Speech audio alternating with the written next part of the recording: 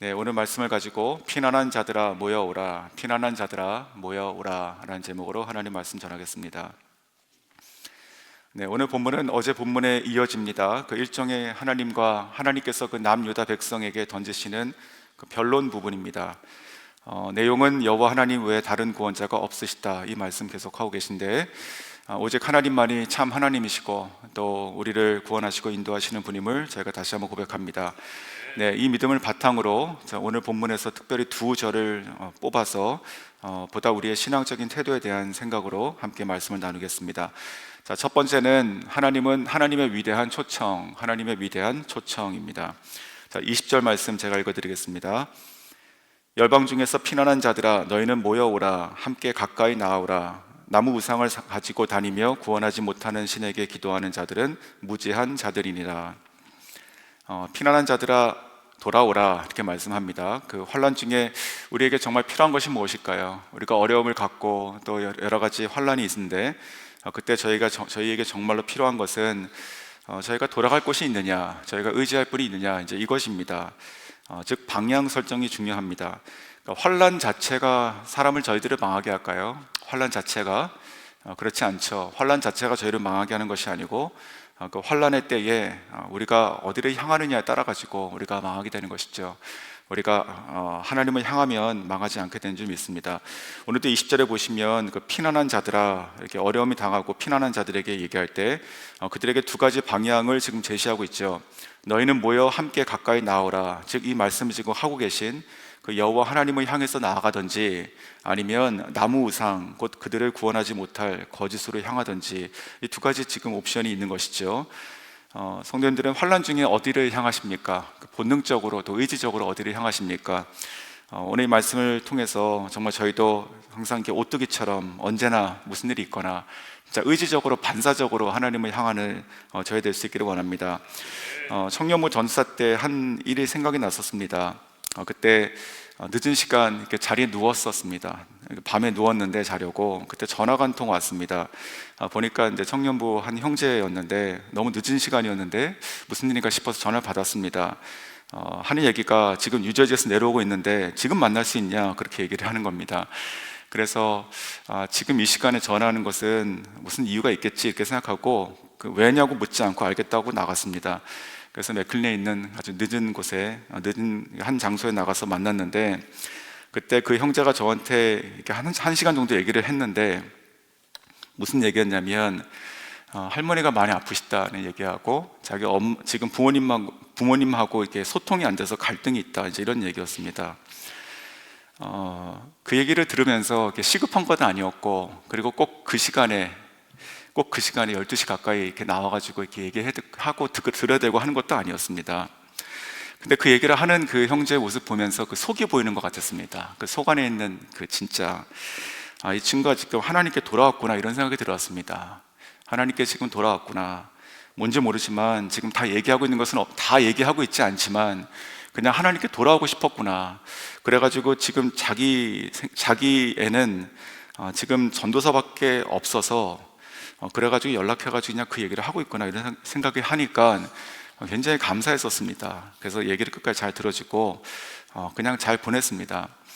오늘 말씀 보니까 저는 비슷한 말씀인 것 같습니다. 하나님께서 말씀하시죠. 피난한 자들아, 환난 중에 있는 자들아, 너희는 이제 모여서 다 내게로 오라, 함께 가까이 오라. 이 목소리가, 이 음성이 굉장히 따뜻하고 관대하게 들리지 않습니까? 저는 이 음성 자체가 이렇게 복음이라 생각이 들었습니다. 지금 자신을 배역하고 이 죄에 빠져가지고 징계를 받는 이 이스라엘 백성에게 그 죄값을 그냥 두지 않으시고, 그 죄값에 그냥 그 죽는 운명에 그냥 두지 않으시고, 그것은 내가 다 해결하고 내가 이제 너희를 구속했으니까 그냥 돌아만 와라 라고 말씀하시는, 마치 그 주님의 음성처럼 들렸습니다. 그 위대한 초청이 아닐 수 없습니다. 신약시대로 가면서 비슷한 장면이 떠올랐습니다. 그 유대인에게는 3대 절기가 있습니다. 첫 번째는 이제 그 유월절이죠. 무교절하고 같이 붙어있는 유월절. 두 번째는 저희가 칠칠절이라고 부르는, 또 혹은 오순절. 또 마지막 세 번째가 초막절 혹은 수장절이라고 부릅니다. 자, 그 세계 중에서 초막절 때 이야기가 한 가지 이제 성경에 있는데, 그 예수님께서 온 인류를 향한 그 위대한 초청을 부르시는 것 같은 이야기가 요한복음 7장에 나와 있습니다. 그 초막절이라고 하는 것은 이제 초막을 짓는 그 절기잖아요. 그 초막절은 그 이스라엘 백성이 그 광야에서 그 출애굽을 기념하기 위해서 그 광야에 나가서 혹은 그 자기 집 앞에서 텐트를 치고 7일 동안 그 텐트 안에서 생활했던 그런 절기입니다. 근데 예수님 당시에는 그것이 진짜 광야를 뜻하는 것이 아니고 그때를 회상하는 즐거움의 축제가 되어 있었습니다. 자, 7일 동안 축제가 끝나면 제8일째가 되면 큰 날이라고 부르고, 그때 상징적인 예식을 하나 합니다. 뭐냐면 물을 퍼서 그 제단 위에 붓는 예식이었습니다. 즉, 이 광야는 물이 없는 곳이지 않습니까? 그러니까 물이 없던 곳에서 하나님께서 우리를 먹이시고 지켜주셨던 것을, 그때 그 고통받았던 시기에 하나님의 은혜를 떠올리게 하는 그 행사가 바로 물을 퍼서 붓는 행사입니다. 그래서 이 초막절에 그 8째 날이 되면 그들은 큰 날이라고 불렀고, 사람들은 그 제사장들의 인솔에 따라 가지고 실로암 연못에 가서 물을 떠오는데 금 꽃병에다 떠옵니다. 금 꽃병에다 떠오는 물들 계속 가지고 와서 성전에 가지고 오면, 그러면 성전에 있는 제사장들이 그 물을 받아가지고 번제단 서쪽에다가 계속 붓습니다. 이렇게. 그러니까 물을 계속 붓는 거예요. 원래 이곳은 물이 없는데 물이 어디서 이제 금 꽃병에 가지고 와서 계속 붓는 겁니다. 쉬지 않고. 그러면서 하나님께서 광야에서 계속 물을 주시고 우리 백성들을, 우리 조상을 살게 하시고 인도하셨다는 것을 기념하는 것이죠. 자, 그런 광경을 지금 상상해 보십시오. 지금 제8일 날 큰 달에 모든 백성이 즐겁게 금 꽃병이 오면서 물을 쏟고 있는 그 장면을 계속 지켜보고 있습니다. 자, 그때 그 장면에, 그 장소에서 계셨던, 그것을 보고 있었던 예수님께서 거기에 있던 그 수많은 무리들, 그 모든 사람에게, 물을 붓고 있는 모든 사람에게 이렇게 외치십니다. 요한복음 7장 37절과 38절입니다. 명절 끝날 곧 큰 날에 예수께서 서서 외쳐 이르시되 누구든지 목마르거든 내게로 와서 마시라. 나를 믿는 자는 성경의 이름과 같이 그 배에서 생수의 강이 흘러나오리라. 아멘. 자, 이 말씀이 그러한 때에 지금 선포된 말씀입니다. 물을 쏟아 붓고 있는 그 상황에서 예수님께서 서가지고 크게 외치신 것입니다. 누구든지 목이 마르거든 다 내게로 오라. 나를 믿는 자는 그 배에서 생수의 강이 흘러날 것이다. 너무나 위대한 예수 그리스도의 정말 그 초청의 말씀이죠. 저는 어제도 이 말씀을 쓰면서 그런 생각이 들었습니다. 예수님께서는 그 근원이시잖아요. 생명의 근원. 그러니까 정말 생수의 근원이시잖아요. 생수의 근원이 서서 온 인류, 목마른 모든 자들에게 이렇게 외치시는 거예요. 그 모습이 얼마나 아름답고 그 음성이 얼마나 정말 생수가 넘치는 음성이었을까. 정말 그 음성 나도 들어보고 싶다, 이런 생각이 들었습니다. 목마른 모든 자들아, 누구든지 다 목마르거든 다 내게로 와라. 지금 물을 쏟고 있는 자들에게 얘기하는 거예요. 물이 있지만 물이 없어서, 생명이 없어서 죽는 자들에게 소리쳐 외치시는 겁니다. 그 배에서 생수의 강이, 성령이 흘러나리라, 이렇게 말씀하십니다. 사랑하는 성도 여러분, 오늘 이 이사야서 말씀 20절을 묵상하면서 똑같은 말씀이라 생각이 들었습니다. 열방 중에 피난한 모든 자들아, 너희는 다 모여서 오라. 함께 가까이 나에게 다 다가오라. 이렇게 지금 예수님께서 위대한 초청을 부르시고 계신 것입니다. 정말 그 생명의 그 선언이고 자유의 선언이고, 정말 하나님께서 하나님의 백성을 다시 그 존귀와 영광으로 옷을 입히셔서 나의 백성으로, 나의 야곱으로 다시 부르시고 회복하시는 정말 위대한 초청이 아닐 수가 없습니다. 복음이라고 하는 것은 마치 열려있는 문이고 그 유리가 없는 창문 같은 것이죠. 언제나 정말 활짝 열려있고 누구에게나 다 열려있는 것입니다. 지금 이곳에 피난한 자들, 혹시 그런 공고한 마음으로 계신 분이 혹시 계십니까? 고통의 길 가운데 서 계신 분이 계십니까? 오늘 이 말씀처럼 열방 중에 흩어져 있는 것 같이 나의 인생이 그렇게 보이는 분 계십니까? 혹은 그러한 자녀 때문에 늘 마음 아파하시고 기도하시는 분 계십니까? 그런 분이 계시다면 오늘 또 한번 다시 한번 예수님, 하나님께서 우리에게 주시는 이 위대한 초청을 들으시고 돌아가시고 또 돌아올 수 있기를 기도하시면 좋겠습니다. 아무런 조건이 없습니다. 아무런 조건이 없고 나의 편에서 해야 될 것도 아무것도 없습니다. 그냥 이 음성에 네 주님 하고 가시면 되는 것이죠. 오늘 22절에도 비슷한 말인데 이렇게 쓰였죠. 땅의 모든 끝이여 내게로 돌이켜 구원을 받으라. 땅의 모든 끝이여, 즉 모든 이방을 향해서도 부르시죠. 차별 없으신 이 다음이 없고 끝이 없으신 하나님의 초청장이 땅의 모든 끝으로 지금 가고 있습니다. 자, 22절 이 말씀을 개역 한글에서는 이렇게 번역합니다. 땅 끝의 모든 백성아 나를 앙망하라. 자, 땅 끝에서 목이 마르고 또 공고하고 피난해가지고 두려워하는 자들에게, 그 환란 속에 있는 그 자들에게 하나님께서 이렇게 공개적으로 초청하시는 거예요. 땅 끝에 있는 너도 거기에 있는 너도, 모든 백성아 다 나를 앙망하고 바라보고 다 모여서 나에게 가까이 나오라. 그러면 살리라. 이렇게 말씀하시는 것이죠. 이 위대한 초청에 정말 감사할 수밖에 없습니다. 다윗은 평생 살아가면서 특별히 광야에서 하나님의 이 위대한 초청을 늘 부여잡고 살았습니다. 이 다윗의 시편을 보면 46편 1절에서 3절 말씀 보면 하나님은 우리의 피난처시요 힘이시니 환난 중에 만날 큰 도움이시라. 그러므로 땅이 변하든지 산이 흔들려 바다 가운데 빠지든지 바닷물이 흉흉하고 뛰놀든지 그것이 넘침으로 산이 요동할지라도 우리는 두려워하지 아니하리로다. 이 다윗의 고백입니다. 정말로 위대하지 않습니까? 찬송가 336장 1절에 이런 가사가 있습니다. 환난과 핍박 중에도 성도는 신앙 지켰네. 이 신앙 생각할 때에 기쁨이 충만하도다. 이 환난과 핍박 중에 믿음을 지키고 살아가는 자들을 생각하면 기쁨이 충만하다고 얘기하는 것이죠. 오늘 이 말씀처럼 정말 이 하나님의 말씀처럼 정말 주님께 다시 나아가는 저와 여러분 될 수 있기 원합니다. 그 어떤 것도 또 누구도 어떤 문제도 심지어 환난과 핍박도 죽음도 하나님으로부터 오는 이 위대한 초청을 막을 수가 없고 또 그 앞으로 나아가는 저희들의 발걸음을 막을 수가 없는 줄 믿습니다. 오늘도 이 말씀 붙잡고 기도하시는 분들에게 하나님께서 활짝 문을 열어주시고 그 길을 평탄하게 하셔서 주님께 돌아가시는 안식할 수 있는 귀한 아침 될 수 있기를 원합니다. 자, 두 번째는 말씀을 성취하시는 하나님, 말씀을 성취하시는 하나님이십니다. 자, 23절입니다. 제가 읽겠습니다. 내가 나를 두고 맹세하기를 내 입에서 공의로운 말이 나갔은즉 돌아오지 아니하리니 내게 모든 무릎이 꿇겠고 모든 혀가 맹세하리라 하였노라. 자, 23절을 보면 본절에서 지금 이 23절에서 하나님 자신이 말씀하신 그 말씀에 대해서 뭐라고 얘기하십니까? 내가 나를 두고 맹세한다, 이렇게 말씀하시죠. 자, 이렇게 말할 수 있는 분이 하나님 한 분밖에 없으신 것이죠.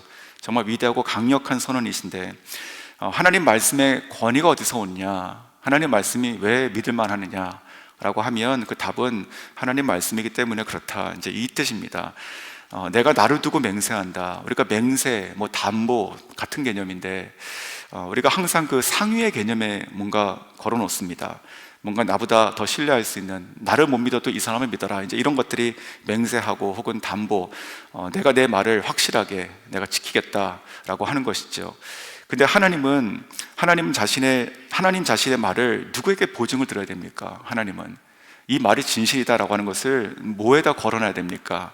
걸 것이 없다는 것입니다.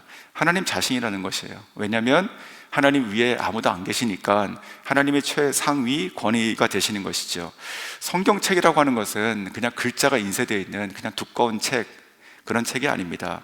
성경책은 단순한 글씨의 모음이 아니고 그냥 기독교인들이 우리들의 믿음으로 부여잡고 살아가는 그냥 그런 것이 아니라 천지를 창조하시고 주관하시는 하나님의 살아계신 말씀이시고 자기 자신을 두고 맹세하여 쓰신 영원하고 불변하시는 정말 진리의 말씀인 줄 믿습니다. 이 하나님께서 말씀하실 때 내가 나를 두고 맹세하느니 내 입에서 공의로운 말이 나갔다. 내 입에서 공의로운 말이 나갔다, 이렇게 말씀하십니다. 하나님의 입에서 이 공의로운 말이 지금 나가고 있어요. 자, 말씀이라고 하는 것은요, 히브리 말로 다바르라고 합니다. 다바르. 제가 신학교 때도 이 히브리어를 배울 때 히브리어 교재 이름이 다바르였습니다. 그러니까 히브리어 교재인데 말씀이라고 쓰였던 것이죠. 자, 이 히브리어 말씀 다바르라고 하는 것은 놀라운 뜻이 있는 말입니다. 이거 자체가 그냥 글자, 말씀, 말, 언어 이런 뜻이 물론 그게 이제 기본 뜻인데, 이 다바르라고 하는 말의 뜻은 사건이란 말입니다. 사건. 좀 약간 느낌이 틀리죠. 그러니까 이 말씀은 사건이다, 이제 이런 뜻이 되는 것입니다. 다바르라는 말의 뜻은, 하나님의 말씀은 그냥 소리, 그냥 말이 아니라 그 무슨 말이건 하나님의 말씀은 사건이 된다, 이 뜻입니다. 굉장히 놀라운 말씀이죠. 자, 오늘 23절을 그런 관점에서 보십시오. 내 입에서 공의로운 말이 나갔은즉, 그 다음 뭐라고 되어 있습니까? 돌아오지 아니하리니. 이 부분입니다. 무슨 말이냐면, 그냥 말로 나가서 그냥 어디 가서 떨어지고 묻히고 이러지 않는다는 것입니다. 하나님의 입에서 나온 그 창조주의 그 말은 그 자체가 사건이 되어가지고 그 말 그대로 성취가 되고 끝난다, 그 뜻입니다. 돌아오지 않는다는 말이 그 뜻이에요. 그러니까 이 말씀 자체가 능력 있고 살아있어가지고 하나님 안에서 그 공의로우신 그 뜻이, 그 완전하신 그 뜻이 선포가 될 때, 그것은 반드시 그 일이 되어지고 사건이 되고, 그 일이 될 수 있는 능력이 붙고, 그리고 창조가 일어나고, 그리고 지금 구원에 이른다, 지금 이 말씀을 하고 계신 것입니다. 이 하나님의 이 창조의 이 떨어지지 않는 말씀이 시작된 것이 창세기 1장 1절 말씀이죠. 태초에 하나님이 천지를 창조하시니라. 근데 천지를 어떻게 창조하셨습니까? 뭐가 이렇게 활동할 수 있는 자료들이 있어가지고 그런 것들을 가지고 이렇게 자르고 붙이고 해가지고 천지 창조하신 거 아니잖아요. 아무것도 없는 중에 창조하셨죠. 아무것도 없는 중에 그 입에서 말이 나갑니다. 빛이 있으라 하시니 빛이 있었고, 이게 3절이거든요. 창세기 1장 3절 말씀. 빛이 있으라라고 하는 그 말이 하나님의 창조주 하나님의 그 입에서 나왔을 때, 빛이 있으라라는 그 빛의 개념이 없는 그 상황 가운데 혼돈에서 빛이 생기는 것이에요. 그러니까 이것이 그 말씀 자체가 그냥 이 사건이 돼가지고 이것 자체가 성취를 이루는 것이죠. 이것이 바로 성경 말씀입니다. 하나님께서는 이 말씀의 이 능력, 이 하나님 말씀이신 하나님, 그리고 이 말씀의 이 능력, 이것을 우리가 알고 믿고 그 능력을 부여잡고 살기를 원하셨죠. 그래서 모세를 통해서 그 하나님의 말씀을 기록된 말씀으로 시작하신 것이죠. 그렇기 때문에 우리에게 성경이란 것이 주어진 것입니다. 성경은요, 저도 저희 아이들을 키우지만 요즘엔 저희가 이제 스마트폰을 많이 보지 않습니까? 예배에 가도 이제 쿨하게 딱 꺼내가지고 스마트폰으로 보고 이렇게 하는데, 성경책만큼은 꼭 그 아이들의 손에 꼭 쥐어주고 싶습니다. 성경책만큼은. 그래서 성경책은 꼭 펴서 보게 하고, 꼭 줄을 긋게 하고, 그리고 꼭 노트를 하게 하고, 이렇게 세월이 바뀌어도 꼭 고리타분하게 느껴진다 하더라도 꼭 성경책만큼은 그 아이들에게 꼭 손에 쥐어줬으면 좋겠습니다. 왜냐하면 그 말씀은, 이 말씀, 성경책 말씀 자체가 글씨의 모음이 아니라 살아계신 하나님의 말씀, 사건으로 성취하시는 능력의 창조주의 말씀이 기록되어서 우리에게 전해준 인류의 최고의 정말 선물이기 때문에 그런 것이죠. 자, 다시 본문으로 돌아가면 오늘 이 45장에서 이 말씀을 하고 계시잖아요. 근데 이 말씀, 23절의 이 말씀이 이 문맥에서는 무슨 말씀일까요? 뭘 뜻하는 것일까요?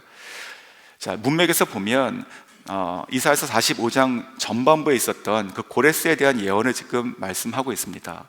자, 1절과 2절, 3절을 제가 읽어드리겠습니다. 이게 45장 1절, 2절, 3절입니다.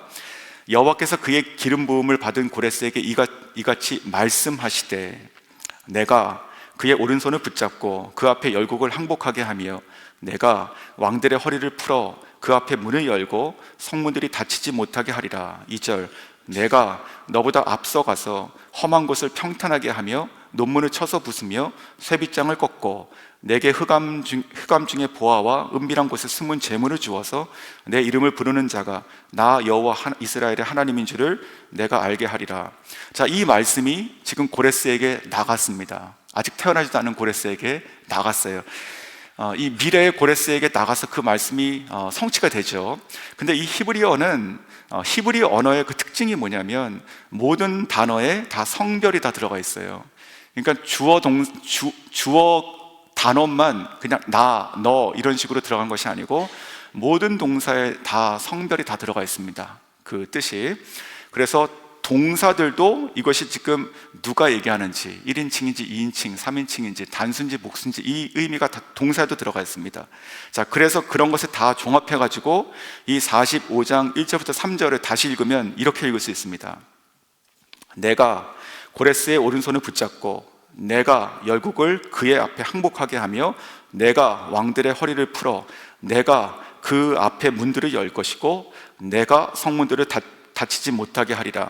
내가 너보다 앞서가서 내가 험한 곳에 평탄하게 하며 내가 논물을 쳐서 부수며 내가 쇠빗장을 꺾고 내가 너에게 흑암 중에 보아와 은밀한 곳에 숨은 재물을 줄 것이며 내가 너의 이름을 부르는 자가 나 여호와 이스라엘 하나님인 줄을 내가 너로 알게 하리라.